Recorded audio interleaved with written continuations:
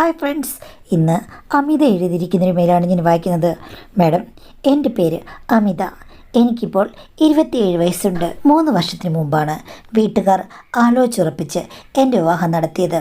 ഭർത്താവിനെ കാണാൻ സുന്ദരനാണ്, സ്വത്തും സൗകര്യങ്ങളും എല്ലാം ഉണ്ട്. കണ്ടിഷ്ടപ്പെട്ടതുകൊണ്ടാണ് ഞാനും വിവാഹത്തിന് സമ്മതിച്ചത്. പക്ഷേ വിവാഹം കഴിഞ്ഞ് 2-3 മാസം കഴിഞ്ഞപ്പോൾ എനിക്ക് മനസ്സിലായി, ഞങ്ങൾ രണ്ടുപേരും ചേർന്ന് പോകില്ല. കാര്യം, എനിക്ക് അദ്ദേഹത്തിൽ നിന്ന് കാര്യമായ ഒരു പരിഗണനയും കിട്ടുന്നില്ല. എന്നിലെ സ്ത്രീയെ അദ്ദേഹത്തിന് അറിയാൻ പോലും പറ്റുന്നില്ല.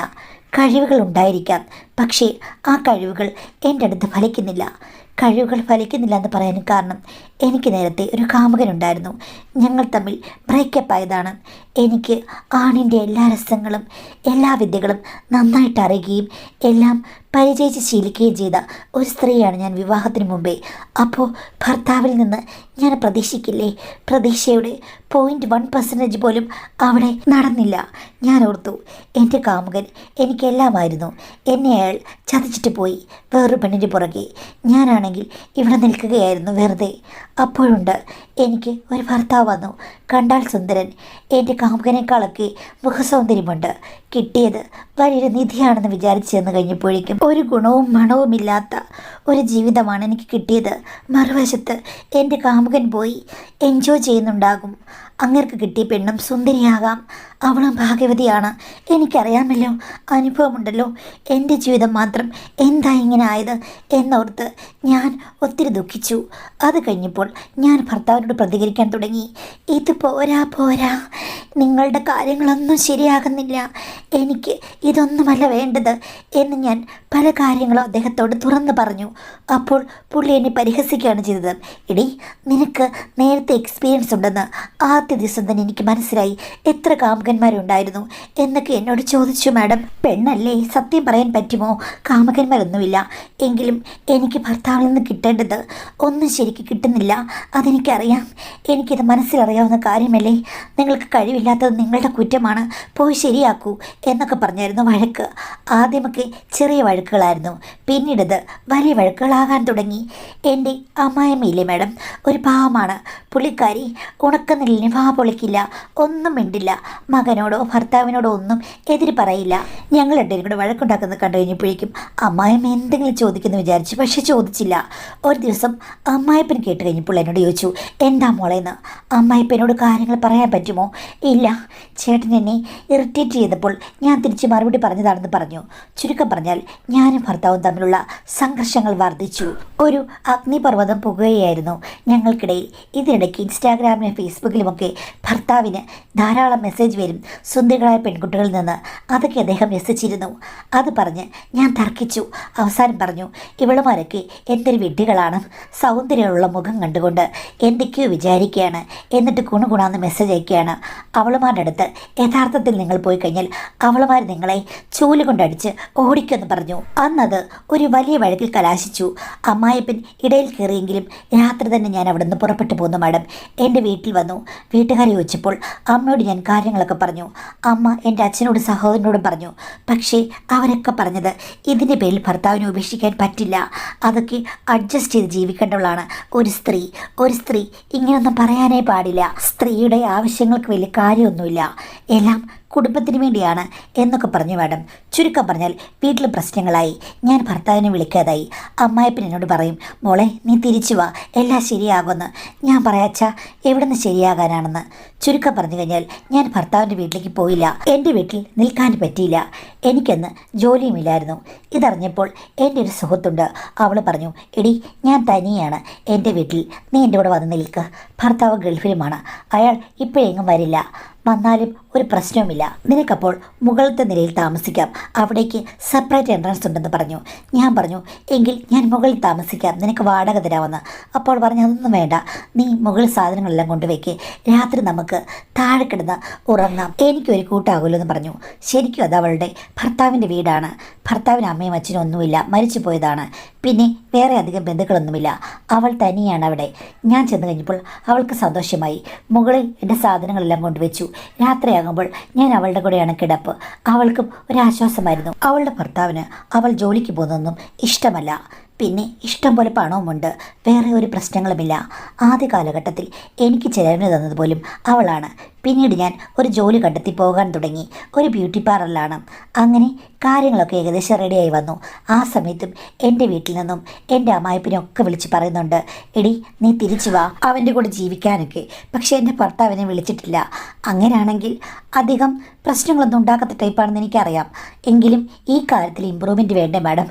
അയാൾ ശരിയായിട്ട് എന്നെ വിളിക്കട്ടെ എന്ന് ഞാൻ വിചാരിച്ചു. ഞാൻ പലപ്പോഴും പറഞ്ഞിരുന്നു, നിങ്ങളിതിനു വേണ്ടി ഡോക്ടറെ കാണുകയോ അല്ലെങ്കിൽ വേറെന്തെങ്കിലും കാര്യങ്ങൾ ഒക്കെ ചെയ്യുകയോ കൗൺസിലിങ്ങിന് പോവുകയൊക്കെ ചെയ്യണമെന്ന്. അയാൾക്കതിന് പുച്ഛമായിരുന്നു. വല്ല പെണ്ണുങ്ങളുമായിട്ട് ചാറ്റ് ചെയ്തുകൊണ്ടിരിക്കുകയാണ്. ചാറ്റ് ചെയ്യുക, കൈക്കറേ കൊണ്ട് സംതൃപ്തി നേടുക, ഇതാണല്ലോ അയാളുടെ മെയിൻ പരിപാടി. ഞാനുണ്ടായിട്ടും അതൊക്കെ തന്നെ. എനിക്കോ ഒന്നുമില്ല. അയാൾ ഇനി പെണ്ണുങ്ങളുടെ പുറകെ നടന്നോട്ടെ എന്ന് ഞാൻ വിചാരിച്ചു. ആ മരപ്പൊട്ടനെ നന്നാക്കാൻ പറ്റുമെന്ന് എനിക്കറിയില്ല. ഇനി ഞാൻ പറഞ്ഞതൊക്കെ കേട്ട് അയാൾ നന്നായി വന്നെങ്കിലൊക്കെ. അല്ലെങ്കിൽ ഇങ്ങനൊരു ഭൂലോക മരപ്പൊട്ടൻ്റെ കൂടെ ജീവിക്കാൻ എനിക്ക് വയ്യ. ഇത് കേട്ട് കഴിഞ്ഞപ്പോഴേക്കും എൻ്റെ ഫ്രണ്ട് പറഞ്ഞു, എടി അങ്ങ് ഡൈവോഴ്സ് ചെയ്യ്, എന്നിട്ട് നിനക്ക് ഇഷ്ടമുള്ളൊരുത്തിനെ കല്യാണം കഴിക്കാൻ. പക്ഷേ എൻ്റെ വീട്ടുകാരോ അല്ലെങ്കിൽ അദ്ദേഹത്തിൻ്റെ അമ്മായപ്പനോ ഒന്നും അതിന് സമ്മതിക്കില്ല. വെയിറ്റ് ചെയ്യൂ മോളെ, ശരിയാകുന്നൊക്കെയാണ് പറയുന്നത്.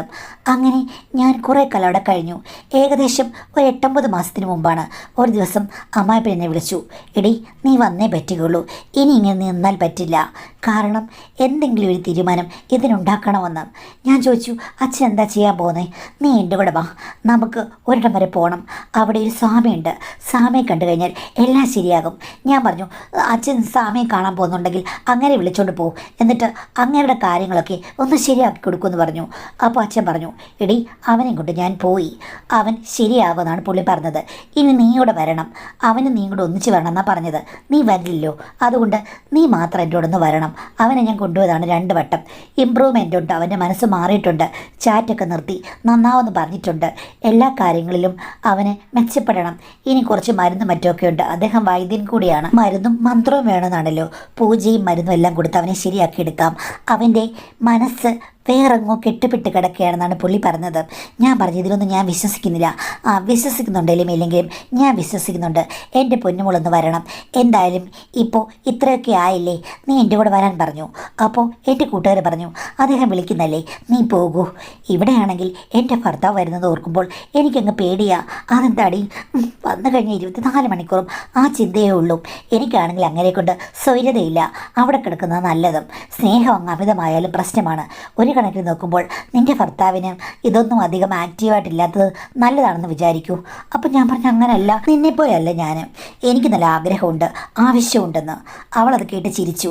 ഇവിടെ എനിക്ക് കൂടുതലാണ്, വേണ്ടാന്ന്, നിനക്കാണെങ്കിൽ ഒട്ട് കിട്ടുന്നുമില്ല, വിധിയുടെ ഓരോ കളികളെ എന്ന് പറഞ്ഞ് അവൾ ചിരിച്ചു. എന്തായാലും നീ നിൻ്റെ അമ്മായിപ്പൻ്റെ കൂടെ ഒന്ന് പോയിട്ട് വാ. ഇനിയിപ്പോൾ ഞാൻ ഒരു കാര്യം പറയാം, നിനക്ക് എന്തെങ്കിലും പ്രശ്നമുണ്ടെന്നുണ്ടെങ്കിൽ എൻ്റെ ഭർത്താവ് വരുമ്പോൾ ജസ്റ്റ് ഒന്ന് പറഞ്ഞാൽ മതി.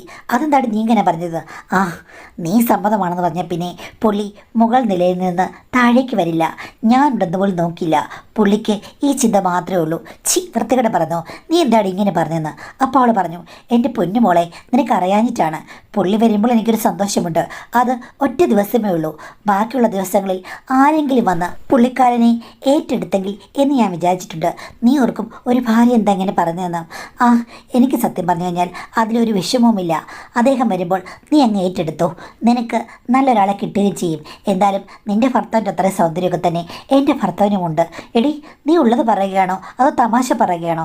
അപ്പോൾ അവൾ പറഞ്ഞു, എടി എനിക്കതിൽ അസൂയൊന്നുമില്ല, ഒരു പ്രശ്നവുമില്ല, ഞാൻ തമാശയല്ല പറഞ്ഞു, ഞാൻ ഗൗരവമായിട്ടാണ് പറയുന്നത്. എന്തായാലും പുള്ളി വരാൻ ഇനിയും കുറേ നാളെടുക്കും. അതുകൊണ്ട് നീ ഒരു കാര്യം ചെയ്യേ, അമ്മായിപ്പൻ്റെ കൂടെ ആ പൂജാരിയോ അല്ലെങ്കിൽ സ്വാമിയോ ആരെയാണെന്ന് വെച്ചാൽ ഒന്ന് പോയി കാണും. അപ്പോൾ അയാൾ പറയില്ല എന്താണെന്ന്. അത് വിശ്വാസമല്ലേ, ആ വിശ്വാസം അനുസരിച്ച് എന്തെങ്കിലും ചെയ്യാനുണ്ടെങ്കിൽ അങ്ങ് ചെയ്യ്. അവൾ പറഞ്ഞത് കേട്ട് കഴിഞ്ഞപ്പോൾ അമ്മായിച്ചനെ വിളിച്ച് ഞാൻ പറഞ്ഞു, അച്ഛാ ഞാൻ വരാമെന്നും. പൊന്നുമോള് വാ, നമുക്ക് 2 കൂടെ പോകാമെന്ന് പറഞ്ഞു. അങ്ങനെയാണ് ഞങ്ങൾ 50 കിലോമീറ്റർ അകലെ കാറിൽ ഒരു സ്വാമിയെ കാണാൻ പോയത്. അവിടെ ചെന്ന് കഴിഞ്ഞപ്പോഴേക്കും ഭർത്താവിനെ 2 വട്ടം കണ്ട് മരുന്നൊക്കെ കൊടുത്ത സ്വാമിയില്ലേ. അപ്പോൾ ആ സ്വാമി പറഞ്ഞത് എന്തോ കൈവിഷമോ മറ്റോ അദ്ദേഹത്തിന് സൗന്ദര്യം കണ്ട് മറ്റു പെണ്ണുങ്ങൾ കൊടുത്തിട്ടുണ്ട്. അതുമാത്രമല്ല, എൻ്റെ അടുത്ത് വരുമ്പോൾ കാര്യങ്ങളൊന്നും നടക്കാതിരിക്കാൻ ഭർത്താവിൻ്റെ കുണ്ടലിനി കേന്ദ്രം ബന്ധിച്ചിരിക്കുകയാണ്. കുണ്ടലിനി ഉണർത്തിക്കഴിഞ്ഞാൽ എല്ലാ കാര്യങ്ങളും ശരിയാകുമെന്ന് സ്വാമി പറഞ്ഞു. അതിനുള്ള മരുന്നും മന്ത്രങ്ങളും ദോഷ നിവാരണങ്ങളും ഒക്കെയാണ് ചെയ്യുന്നതെന്ന് പറഞ്ഞു. എനിക്കത് കേട്ടുകഴിഞ്ഞപ്പോൾ അത്ര വിശ്വാസമൊന്നും വന്നില്ല. എങ്കിലും ഞാൻ അമ്മായപ്പനുള്ളത് കൊണ്ട് കാര്യങ്ങളൊക്കെ തലയാട്ടി സമ്മതിച്ചു. അവിടെ പൂജയ്ക്ക് വേണ്ട ദിവസമൊക്കെ ഫിക്സ് ചെയ്ത് പൈസയൊക്കെ കൊടുത്ത് ഞാനും അങ്ങ് പോകുന്നു. തിരിച്ചു വന്ന വഴി അമ്മായപ്പൻ പറഞ്ഞു, മോളെ കേട്ടല്ലോ സ്വാമി പറഞ്ഞത്. ഞാൻ പറഞ്ഞു, കഴിവില്ലാത്തതിനിപ്പോൾ ഇങ്ങനെയൊക്കെയാണ് മറുപടി പറഞ്ഞതും. എനിക്ക് തോന്നുന്നില്ല അങ്ങനെ ശരിയാകുമെന്ന്. അപ്പോൾ അമ്മായപ്പൻ പറഞ്ഞു, നീ അങ്ങ് ക്ഷമിക്ക്. പലർക്കും ഇടപിടി നീ കാര്യങ്ങളൊന്നും ശരിയാകില്ല. പതുക്കെ പതുക്കെ ആകുള്ളൂ. ഞാൻ ചോദിച്ചു, പതുക്കെ പതുക്കെയോ? എത്ര നാളായേച്ചാ? അച്ഛനെന്താ അച്ഛൻ്റെ ഭാര്യയോട്ട് കല്യാണം കഴിച്ച് കഴിഞ്ഞപ്പോഴേക്കും അച്ഛൻ അങ്ങ് പതുക്കെ പതുക്കെ ആയിരുന്നോ എന്ന് ചോദിച്ചു കഴിഞ്ഞപ്പോഴേക്കും അമ്മായിച്ചിന് പൊട്ടിച്ചിരിച്ചു. ഞാൻ എന്തായാലും പതുക്കൊന്നും ആയില്ല. ഇവനെങ്ങനെ ഇങ്ങനെ ആയെന്ന് എനിക്കറിയില്ല മോളെ. ഇനിയിപ്പോൾ സ്വാമി പറഞ്ഞതുപോലെ വല്ല പെണ്ണുങ്ങളെ സൗന്ദര്യം കണ്ട് കൈവശം കൊടുത്താണെങ്കിലോ? കൈവശം അങ്ങനെയുള്ള കാര്യങ്ങളൊന്നുമില്ല. ചുമ്മാതിരിക്ക്. പുള്ളി എങ്ങനെയോ ഒരു മന്ദനായി പോയതാ എന്ന് പറഞ്ഞു. മോളൊക്കെ ക്ഷമിക്ക്. ഇപ്പം മരുന്നൊക്കെ കഴിച്ച് മനസ്സിന് മാറ്റമുണ്ട്. ചാറ്റും മറ്റു കാര്യങ്ങളൊക്കെ കുറവാണ്. നിന്നെ തിരിച്ചു കൊണ്ടുവരണം. പക്ഷെ നിന്നോട് ഡയറക്റ്റ് സംസാരിക്കാൻ ഒരു നാണക്കേടുണ്ട്. അതേ ഉള്ളൂ. അതുകൊണ്ട് എൻ്റെ പൊന്നു മോളെ വീട്ടിലേക്ക് തിരിച്ചു വാ എന്നൊക്കെ പറഞ്ഞു. ഞാൻ പറഞ്ഞു, ഞാൻ വരാം. എൻ്റെ ഫ്രണ്ടിനോടൊക്കെ പറഞ്ഞിട്ട് 2 ദിവസം കഴിയുമ്പോൾ ഞാൻ അങ്ങ് വന്നേക്കാമെന്ന് പറഞ്ഞു. അങ്ങനെയാണ് ഞാൻ തിരിച്ച് ഭർത്താവിൻ്റെ വീട്ടിലേക്ക് ചെന്നത്. ഭർത്താവിന് അന്ന് രാത്രി എൻ്റെ മുഖത്ത് നോക്കാൻ വലിയ മടിയായിരുന്നു. നിങ്ങളുടെ കാര്യങ്ങളെല്ലാം ഓക്കെ ആയെന്ന് ചോദിച്ചപ്പോൾ പുള്ളി പറയുകയാണ്, ഓക്കെ ഒന്നും ആയില്ല, പക്ഷേ 1-2 മാസത്തിനുള്ളിൽ ഓക്കെ ആകുമായിരിക്കുമെന്ന്. ഞാൻ ചോദിച്ചു, അങ്ങനെയാണെങ്കിൽ നിങ്ങൾ എന്തിനാണ് എന്നെ ഇപ്പോഴേ വിളിച്ചു വരുത്തിയത്? അത് പിന്നെ ശരിയാകും. നമ്മൾ രണ്ടുപേരും കൂടെ ഒന്നിച്ച് പോയി കഴിഞ്ഞ് പൂജയൊക്കെ ചെയ്തു കഴിഞ്ഞാൽ എല്ലാ കാര്യങ്ങളും ശരിയാകും എന്നൊക്കെ ഹസ്ബൻഡ് പറഞ്ഞു. ചുരുക്കം പറഞ്ഞാൽ ഒന്നും റെഡി ആയിട്ടല്ല ഞാൻ ഇങ്ങോട്ട് വന്നത്. ഇനിയിപ്പോൾ 3 മാസം നോക്കാം. എന്തായാലും ദുരിതമാണ് എന്ന് ഞാൻ വിചാരിച്ചു. ഒരാഴ്ച കഴിഞ്ഞപ്പോഴേക്കും എന്നോടൊരു ദിവസം ആരും കാണാതെ അമ്മായിപ്പൻ ചോദിച്ചു, മോളെ ശരിയായി വന്നോ? അവൻ്റെ സ്വഭാവമൊക്കെ മാറിയോന്ന്. ആ സമയത്ത് എനിക്ക് നല്ല ദേഷ്യം വന്നു. ആരും എടുത്തില്ലായിരുന്നു. ഭർത്താവ് ഓഫീസിൽ പോയിരിക്കുകയായിരുന്നു. അമ്മായിമ്മ അവിടെ ഇല്ല. ഞാനിപ്പോൾ പറഞ്ഞു, എനിക്കറിയില്ല, ഇവിടെ ഉണരുന്ന ഒരു കുണ്ടലിനുള്ളത് അച്ഛന് മാത്രമായിരിക്കും. എനിക്ക് തോന്നുന്നില്ല അച്ഛൻ്റെ മകൻ ശരിയാകുമെന്ന്. അപ്പോഴേക്കും അച്ഛൻ പറഞ്ഞു, നീ ഇങ്ങനെ കിടന്ന് കയറി പൊട്ടിക്കാതെ. നീ ഒരു പെണ്ണല്ലേ, നിനക്ക് എങ്ങനെയാണ് ഇത്രയും ഈ കാര്യത്തോട് താല്പര്യം വന്നതെന്നും. അത് കേട്ട് കഴിഞ്ഞപ്പോൾ അമ്മയച്ഛനോട് ഞാൻ വഴക്കിട്ടു. എൻ്റെ അവസ്ഥ അച്ഛൻ അറിയില്ല. അച്ഛനൊരു കുഴപ്പമില്ല, അച്ഛൻ്റെ ഭാര്യയ്ക്കൊരു കുഴപ്പമില്ല. അപ്പോൾ നിങ്ങളുടെ കാര്യം ഓക്കെയാണ്, എൻ്റെ കാര്യം ഓക്കെ അല്ല. എനിക്കപ്പോൾ ദേഷ്യം വരും, വിഷമം വരും, എനിക്ക് ആവശ്യങ്ങളുണ്ട് എന്നൊക്കെ പറഞ്ഞു കഴിഞ്ഞപ്പോഴേക്കും അമ്മായച്ഛന് പറഞ്ഞു, നീ ഒന്ന് ക്ഷമിക്ക്. വിവാഹ ജീവിതമല്ലേ, ഇനിയിപ്പം ഇതിന് പകരം എന്നെക്കൊണ്ട് പറ്റുമോ? ഇല്ലല്ലോ. അഥവാ ഞാൻ വന്നാലും നീ എന്നെ സ്വീകരിക്കുമോ എന്ന് ചോദിച്ചു. അപ്പോഴാണ് അമ്മായിച്ചൻ്റെ ആ ആറ്റിറ്റ്യൂഡ് ഞാൻ ശ്രദ്ധിച്ചത്. പുള്ളിക്ക് എന്നോട് ഒരു മോഹമുണ്ടോ? അല്ലെങ്കിൽ എന്തിനാണ് അങ്ങനെ പറഞ്ഞത്? ഇത്രയും നാൾ നല്ല സപ്പോർട്ടീവായിട്ട് നിന്നു. ഇപ്പോൾ മകന് കഴിവില്ലെന്ന് കേട്ട് കഴിഞ്ഞപ്പോഴേക്കും പുള്ളി വലയെറിയുകയാണോ? കണ്ടു കഴിഞ്ഞാൽ വെളുത്ത് തൊടുത്ത് ചുവന്നിരിക്കുന്ന ഒരാളാണ് എൻ്റെ അമ്മായിപ്പൻ. ശരീരമൊക്കെ നല്ല ബലവാനാണ്, പ്രായമുണ്ട് എന്ന് വെച്ചിട്ട് അദ്ദേഹത്തിൻ്റെ പൗരുഷവും യൗവനവും ഒന്നും എങ്ങും പോയിട്ടില്ല. അദ്ദേഹത്തിന് ഇപ്പോഴും സ്ത്രീകൾ കണ്ടു കഴിഞ്ഞ് കഴിഞ്ഞാൽ അട്രാക്റ്റ് ചെയ്യപ്പെടുന്ന പല ഫീച്ചേഴ്സുമുണ്ട്. ഞാൻ ശ്രദ്ധിച്ചിട്ടുമുണ്ട്. അച്ഛൻ്റെ ജീവിതം വളരെ വർണ്ണാഭമാണെന്ന് എനിക്ക് തോന്നിയിട്ടുണ്ട്. അത്തരം പ്രസരിപ്പുള്ളൊരു സ്വഭാവമാണ് അദ്ദേഹത്തിൻ്റെ മകൻ എങ്ങനെ ആയത് എന്ന് ഞാൻ പലപ്പോഴും വിചാരിച്ചിട്ടുമുണ്ട്. ആ സമയത്ത് ഞാനൊന്നും പ്രതികരിച്ചില്ല. ഞാൻ ചവിട്ടിത്തിരിഞ്ഞ് ഇഷ്ടമില്ലാത്ത പോലെ അങ്ങ് പോയി. അരമണിക്കൂർ കഴിഞ്ഞപ്പോഴേക്കും എൻ്റെ മുറിയിൽ വന്ന് അമ്മായിപ്പൻ മുട്ടി. ഞാൻ കതക് തുറന്നു. അപ്പോൾ എടി, ഞാൻ പറഞ്ഞത് കടന്നു പോയെന്ന് എനിക്കറിയാം. അറിയാതെ ആ സമയത്ത് അങ്ങ് വായിൽ വന്നു പോയതാണ്. ക്ഷമിക്കുമോളെ എന്നൊക്കെ പറഞ്ഞു. ഞാൻ പറഞ്ഞു, സാരമില്ല, അച്ഛൻ പറഞ്ഞതിലും കാര്യമുണ്ട്. നമ്മൾ ഓരോരുത്തർക്കും ഓരോ സ്ഥാനം കൊടുത്ത് ഓരോരുത്തരത്ത് നിർത്തിയിരിക്കുകയാണ്. പക്ഷേ അതുകൊണ്ട് തന്നെ ആവശ്യങ്ങൾ അറിയാവുന്നവരെ ആവശ്യങ്ങൾക്ക് നമുക്ക് ഉപയോഗിക്കാനും പറ്റില്ല. അച്ഛൻ പറഞ്ഞതിൽ ഒരു സാങ്കത്യമുണ്ട്. അച്ഛൻ നീട്ടിയ ഓഫറിനോട് ഞാൻ നോ പറയുന്നില്ല. പക്ഷേ ഒരിക്കലും ഞാൻ നിരാശപ്പെടാൻ ഇടവരരുതെന്ന് പറഞ്ഞു. സത്യം പറഞ്ഞാൽ ആ നിമിഷം എൻ്റെ മനസ്സിൽ, അല്ലെങ്കിൽ കല്യാണം കഴിഞ്ഞ് ഈ നിമിഷം വരെ എൻ്റെ മനസ്സിൽ എന്തായിരുന്നു നിറഞ്ഞിരുന്നത്? അതൃപ്തിയാണ്. ആ അതൃപ്തി സംതൃപ്തിയായിട്ട് മാറണം. അപ്പോൾ അമ്മായിച്ചൻ തന്ന കച്ചിത്തുരുമ്പാണെങ്കിൽ ഞാൻ പിടിച്ചു കയറണം. ഇങ്ങനെ അമ്മായിച്ചൻ്റെ സാമീപ്യവും സഹകരണവും പരിഗണനയും ഉണ്ടെങ്കിൽ ചിലപ്പോൾ ഭർത്താവെന്ന് പറയുന്ന ആ ഒരു മരപ്പൊട്ടൻ്റെ കൂടെ എനിക്കിവിടെ ജീവിക്കാൻ പറ്റുമെന്ന് ഞാൻ മനസ്സിൽ വിചാരിച്ചു. അദ്ദേഹം അങ്ങോട്ടും ഇങ്ങോട്ടും നോക്കി. അമ്മായിമ്മ വൈകിട്ട് വരൂ, ഭർത്താവ് രാത്രിയിലേ വരികയുള്ളൂ. പിന്നെ എന്ത് വേണം? പെട്ടെന്ന് കയറിയ അദ്ദേഹം ഇത്രയും പെട്ടെന്ന് പ്രതികരിക്കുമെന്ന് എനിക്ക് മനസ്സിലായില്ല. എന്തായാലും നിന്നെ നിരാശപ്പെടുത്താതിരിക്കാൻ ഞാൻ ശ്രമിക്കാം മോളെ എന്ന് പറഞ്ഞത് മാത്രമേ എനിക്ക് ഓർമ്മയുള്ളൂ. കാര്യം മുല്ലപ്പെരിയാർ പോലെ നിൽക്കുകയല്ലേ മാഡം ഞാൻ. പിന്നെ എനിക്കൊന്നും ഓർമ്മയില്ല. ആകെ ഭൂമി വട്ടം കറങ്ങുന്നത് പോലോ ഏതോ ചുഴിയിലേക്ക് ആഴ്ന്നിറങ്ങുന്ന പോലോ എനിക്ക് തോന്നി. ഞാൻ വട്ടം കറങ്ങുകയാണ്, നിലയില്ലാത്ത വട്ടം. ചലനങ്ങൾ എന്നെ വല്ലാതെ ആകർഷിക്കുന്നു, എന്നെ മോഹിപ്പിക്കുന്നു. മുങ്ങിത്തുടിക്കുകയാണ് ഞാൻ. സ്വാമി എന്നോട് പറഞ്ഞ കുണ്ടലിനിയുടെ യഥാർത്ഥ മഹത്വം പണ്ടെനിക്ക് മനസ്സിലായതാണ്. പക്ഷേ ആ മഹത്വത്തേക്കാൾ വലിയ വലിയ മഹത്വമാണ് ഇപ്പോഴുള്ളതെന്ന് എനിക്ക് മനസ്സിലായി. പ്രായമായാലും ഇന്നും നീ സ്റ്റൈൽ താൻ അഴക് താൻ എന്ന് പണ്ട് രജനീകാന്തിനോട് നീലാംബരി പറഞ്ഞതുപോലെ പറയണമെന്ന് എനിക്ക് തോന്നിപ്പോയി. പറയാനുള്ള അവസരം എനിക്ക് കിട്ടിയില്ല. കാര്യം അകത്തും പുറത്തും ഞാനങ്ങ് എൻഗേജ്ഡ് ആയിരുന്നു. എൻഗേജ്ഡ് ആയതുകൊണ്ട് ഒന്നും എനിക്ക് പറ്റിയില്ല. പക്ഷേ ഒന്ന് ഞാൻ തിരിച്ചറിഞ്ഞു, എൻ്റെ യങ്ങസ്റ്റായുള്ള കാമുകനെക്കാളൊക്കെ എത്രയോ ബെറ്ററാണ് എൻ്റെ അമ്മായിപ്പൻ. അദ്ദേഹം അന്ന് രാവിലെയും ഉച്ച കഴിഞ്ഞും 2 വട്ടമാണ് നേർക്ക് നേരുള്ള സംവാദങ്ങളിൽ ഏർപ്പെട്ടത്. അതിൽ ഞങ്ങൾക്ക് 2 പേർക്കും ഒരേപോലെ വിജയമുണ്ടായിരുന്നു. പിന്നെ ഞാൻ ഓർത്തു, അമ്മായിപ്പൻ എൻ്റെ കൂടെ ഉണ്ടെങ്കിൽ എനിക്ക് ഭർത്താവിൻ്റെ കൂടെ ഇവിടെ കഴിയാൻ പറ്റും. അങ്ങേരുടെ കുണ്ടലിനിയുടെ കാര്യമൊന്നും ഞാൻ ചോദിക്കുന്നില്ല, എൻ്റെ കാര്യം ഞാൻ നോക്കും എന്ന് വിചാരിച്ച് ഭർത്താവിനെ ശ്രദ്ധിക്കാതെ ഒരു പ്രശ്നവും ഉണ്ടാക്കാതെ ഞാൻ ആ വീട്ടിൽ കഴിഞ്ഞു. അപ്പോഴേക്കും എൻ്റെ കൂട്ടുകാർ പറഞ്ഞു, എടി അവിടെ സെറ്റായോ, അവൻ ശരിയായോ എന്നൊക്കെ ചോദിച്ചു. ആദ്യമൊക്കെ ഞാൻ യഥാർത്ഥം പറഞ്ഞില്ല. രണ്ടാമത് അമ്മായിച്ചൻ്റെ ഒരു മഹത്വം മൂലമാണ് ഞാൻ ഇവിടെ തുടരുന്നതെന്ന് പറഞ്ഞു കഴിഞ്ഞപ്പോഴേക്കും അവൾ വാ പൊളിച്ചു. ഞാൻ വിചാരിച്ചതിനേക്കാൾ നീ മിടിക്കുകയാണല്ലോ മോളെ, എങ്ങനെയെങ്കിലും പിടിച്ചു നിൽക്ക്, ഭർത്താവ് കോന്തനാണെങ്കിലും നിനക്ക് സപ്പോർട്ടുണ്ടല്ലോ എന്ന് പറഞ്ഞു. മാഡം, അങ്ങനെയാണ് എൻ്റെ ദാമ്പത്യ ജീവിതം തുടർന്നുകൊണ്ടിരിക്കുന്നത്. കഴിഞ്ഞ 3-4 ആഴ്ചയ്ക്ക് മുമ്പ് അവളുടെ ഭർത്താവ് വന്നു. ജസ്റ്റ് അവൾ എന്നെ വിളിച്ചു. അങ്ങേരെ കണ്ടു കഴിഞ്ഞപ്പോൾ എനിക്ക് ഒത്തിരി ഇഷ്ടമായി. ഫോട്ടോയിലും വീഡിയോയിലൊക്കെ കണ്ടതിനേക്കാളൊക്കെ 10 മടങ്ങ് സുന്ദരനാണ്. അവൾ ഒരു ദിവസം കഴിഞ്ഞപ്പോൾ എന്നോട് പറഞ്ഞു, ഇനിയിപ്പം എനിക്ക് ഒരു സൗകര്യവും കിട്ടില്ല എന്ന് പറഞ്ഞു കഴിഞ്ഞപ്പോഴേക്കും ഞാൻ ചോദിച്ചു, ഇപ്പോഴും പഴയ ഓഫർ നിലവിലുണ്ടോയെന്ന്. അവൾ പറഞ്ഞു, ആ ഓഫർ എപ്പോഴും നിലവിലുണ്ട്, നിനക്ക് സ്വാഗതമെന്ന്.